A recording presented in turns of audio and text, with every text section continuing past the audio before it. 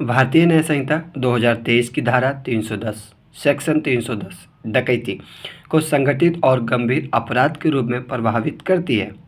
यह अपराध तब होता है जब 5 या अधिक लोग मिलकर चोरी, ठेप या जबर वसूली को अंजाम देने का प्रयास करते हैं।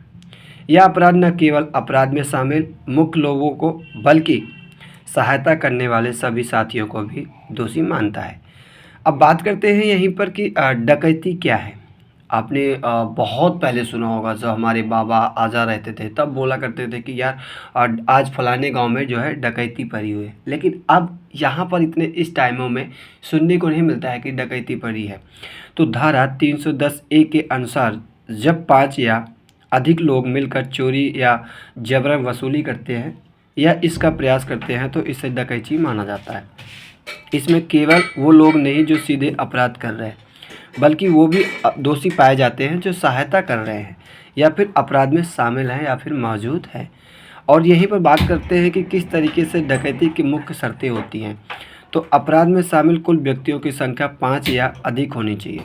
जैसे कि कभी भी डकैती होगी तो वहाँ पर एक व्यक्ति जो है डकैती नहीं कर सकता है, वहाँ पर कम से कम 5 से अधिक व्यक्ति होना चाहिए। क्योंकि जो डकैती करेंगे, जो रॉबरी करेंगे, जो लूटेंगे, वो सारी चीज़ें को कैसे ले जाएंगे, इसलिए 1 से 5 के बाद ही अधिक होंगे तभी जो है ये हो सकता है संभव, अदरवाइज नहीं हो सकता है।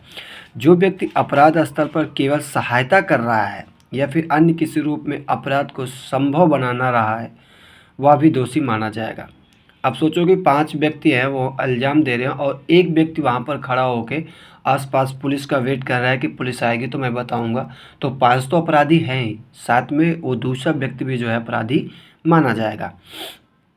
यहीं पर बात करते हैं कि डकैती के लिए दंड। अगर कोई व्यक्ति ऐसा डकैती करते वक्त जो है पकड़ा जाता है, पुलिस प्रशासन उसे पकड़ के ले जाती है, तो उस पर पनिशमेंट क्या हो सकती है।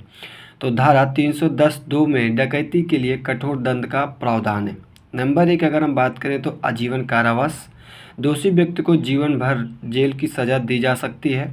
और साथ में अगर बात करें तो 10 साल तक का कठोर कारावास, वैकल्पिक रूप से अधिकतम 10 साल की सज़ा दी जा सकती है। और जुर्माना, दोषी को जुर्माना भी भरना होगा।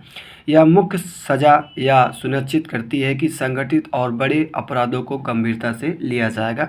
इसमें आपको रॉबरी और डकैती से भिन्नता क्या होती है, डिफरेंट क्या होते हैं इन दोनों के बीच में, मैं आपको समझाने का प्रयास करता हूँ।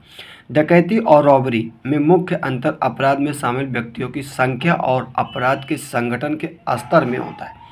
जैसे कि बात करते हैं कि व्यक्तियों की संख्या, रॉबरी एक व्यक्ति या छोटी टोली द्वारा की जा सकती है।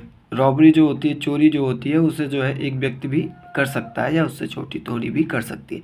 लेकिन डकैती जो होगी वो कम से कम 5 या अधिक लोगों में शामिल होनी चाहिए, तभी जो है वो जाके डकैती हो सकती है।